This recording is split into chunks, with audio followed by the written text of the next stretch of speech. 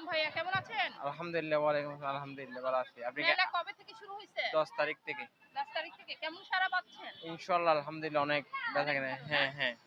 তো কি কি গাছ বিক্রি হচ্ছে এ, আপনাদের? কি কি আমা- গাছ আছে? আমাদের আনার আছে, কমলা আছে, পেয়ারা আছে, লেবু আছে, বিভিন্ন ইন্ডিয়ানের গোলাপ টোলাপ সবকিছু আছে।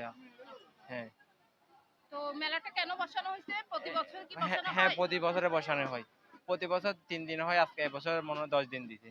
আচ্ছা, এটা কি বৈশাখী মেলা? হ্যাঁ, বৈশাখী মেলা, ঐতিহ্য বৈশাখী মেলা। তো শেষ পর্যন্ত কি কি আপনি কি আশা করছেন?